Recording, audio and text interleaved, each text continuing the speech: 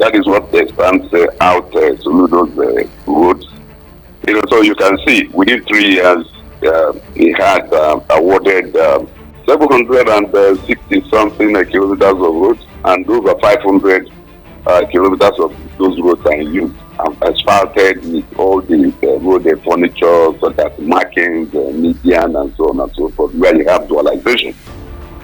So that's an idea, and where it comes to road infrastructure. Right. It has Anambra State was created in 1991. That is 34 years now, and without a state house, without a government house, and it's a jinx broken because the Soludo has constructed an ultra-modern government house.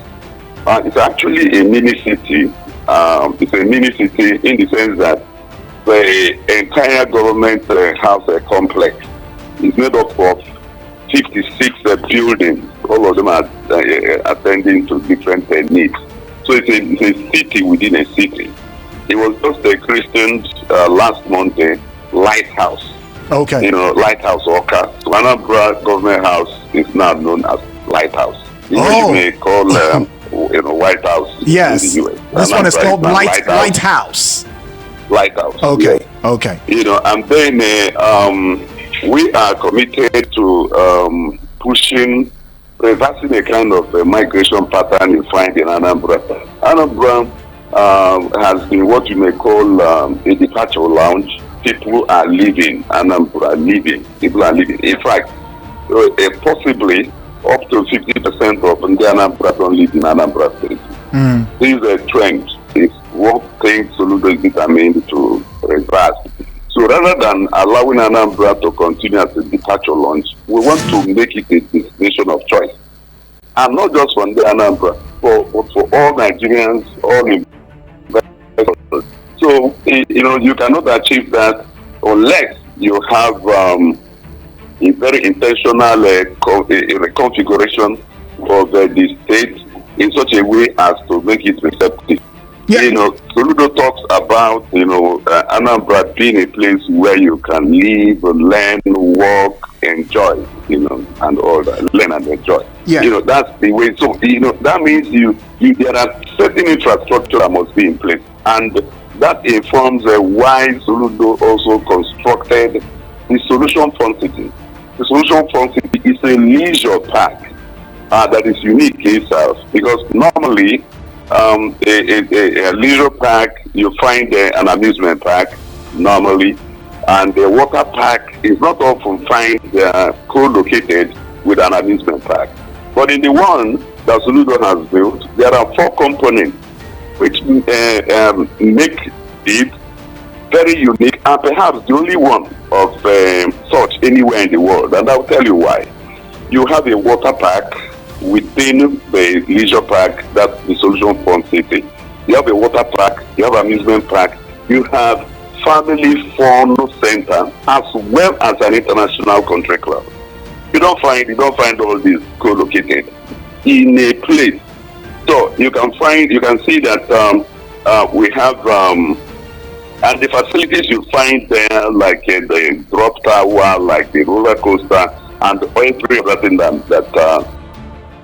the amusement park, a leisure park, you don't find at least anywhere in Nigeria.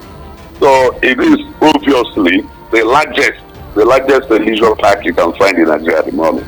This is one major step in turning Oka into a destination of choice, where people can come and have everything they need to enjoy, do business, cut deals, and to complement the leisure park. There is none coming up. What you call the Marriott Hotel. So it's a 5-star. It's a 5-star hotel. Yes, is it in Oka? A 5-star hotel. In Oka? There is no 5-star hotel anywhere in the east. Okay. As at now, okay. Anambra is building one. It's a 10-story that will be truly a 5-star hotel. What that means is that with the International Conference Center, with the amusement park, with every other thing you find in Oka now, there is no investor from anywhere in the world that cannot be hosted in Anambra State. This is very intentional and transformational leadership that Soludo is offering. So and I don't know. I think if you let me sectorally achievements that stand out before I touch on policies. Yes. If you go to the health, there's a healthcare. Soludo has constructed five brand new general hospitals. Five brand new. Hospitals. Five. Yes, five. And reconstructed 3 existing ones, bringing it to a total of general hospitals, reference hospitals you can find in Anambra State now. Now, he doesn't stop there. He employed, when he came in, within the first 1 year, he employed 1,000 health professionals. That, by that I mean medical doctors, pharmacists, nurses, the scientists and technologists. 1,000 in one fell swoop. That happened before in Anambra. And there is something that we recently introduced, what is called the telemedicine. Telemedicine works this way. In Anambra now, all you need to do is to access one primary health center. Just access one closest to you. And Soludo has made sure that in the 326 wards in Anambra State, that there is at least one functional health center. Yeah. So if you are sick in Anambra, just access the closest health center. If you get to the closest health center, you will see at least 2 nurses. And with telemedicine, if you do not have a doctor there on ground, you can reach a doctor through telemedicine. How that is done is that the nurses will connect it to a doctor. There are teleprompters like a television and other internet facilities that will enable the patient and the doctor to see each other and then contact. The nurse that is on ground can check the vitals, like the BP, like every other thing. And the way you would consult the doctor, if you have gone to the consulting room, is the same way the telemedicine works. Everything you need can now, the diagnosis can be done with the assistance of the telemedicine, because the doctor can see you, can ask the nurses questions, can ask the patient's questions, and then he will arrive at a proper diagnosis and prescribe the appropriate treatment. That is one more thing we are doing in the medical in a healthcare delivery. And in fact, our primary health center or primary health delivery system in Anambra has been adjudged the best in Nigeria. Recently, we won an award as the best in the Southeast, and there was a cash reward attached to it.